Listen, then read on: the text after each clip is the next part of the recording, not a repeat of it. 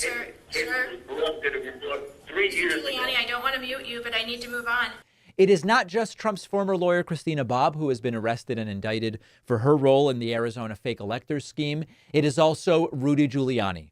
Just off of his 80th birthday, at which party he was served the indictment, Rudy Giuliani joined his arraignment via Zoom.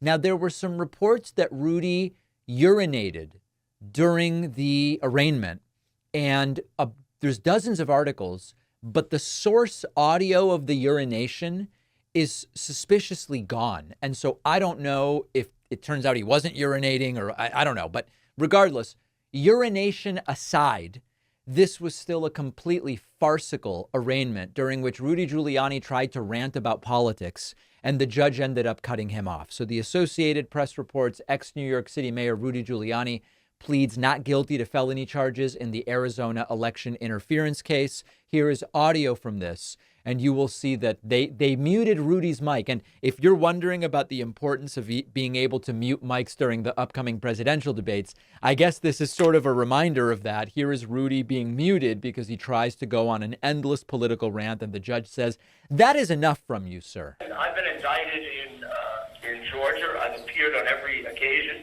By the way, I love how he says Georgia. He was indicted in Georgia. That's a classic. I've been indicted in Georgia. I've appeared on every occasion.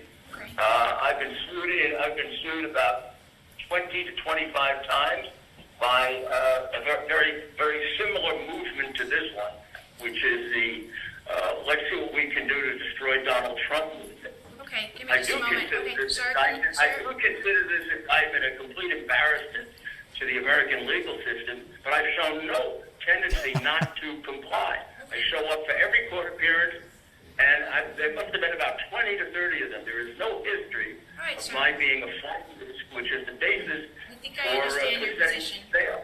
Thank you, sir. I think it'd be outrageous if you set a bond in this completely political case that comes very, very late. All right, sir. Giuliani, I don't want to mute you, but I need to move on. Give me just a moment. I understand what your position is. All right, so Rudy ultimately muted there. You know, it really does seem that there are risks to being a lawyer for Donald Trump, either in a political context, criminal context, television spokesperson context. There is a cost of loyalty to Donald Trump. Rudy's unwavering loyalty to Trump really has led to some pretty severe personal and legal consequences for the guy. And the broader implications here, of course, for Trump allies in general, are that they are required, in a sense, to pledge this blind loyalty and allegiance to Donald Trump. They go along with obviously false claims about the election. They go along with obviously false claims about so many things because they are loyal to Trump. And then they have a fall from grace. Trump all but abandons them. They end up on Zoom being muted by a judge after getting indicted. Now, that's the broad story with being Trump's lawyer. As I've said before, Rudy Giuliani's specific story is arguably even more tragic. Not that I'm going around saying, oh, my goodness, I feel so bad for Rudy, but it's a very dramatic fall. It's a very dramatic turn of events, going from America's mayor to standing trial for felony charges. And Rudy Giuliani's involvement with the Trump campaign and the eventual Trump presidency and subsequently the Trump legal team to try to overturn the results, it all really symbolizes the broader legal troubles that are plaguing Donald Trump's allies. And Giuliani's plea here, you could argue, is a step towards a reckoning for those who tried to subvert the 2020 election results. Now, I don't know what ultimately will happen with the individual defendants here, Christina Bobb or Rudy or the electors themselves, but accountability is important. We actually do believe in the rule of law here. We believe in due process. I believe in safeguarding democracy. I think Joe Biden does. Joe Biden believes the candidate who wins gets to be president. A sort of radical notion when half the country at one point seemingly didn't believe that. So couldn't happen to nicer people. Christina Bobb, Rudy Giuliani. Hopefully the wheels of justice will now start slowly grinding forward. Monday is Memorial Day. This is one of my last reminders. We're doing a one-day membership special on Monday, Memorial Day, We're trying to fight back against the algorithmic limitations that are plaguing our content on TikTok, on Instagram, on Facebook, on so many platforms.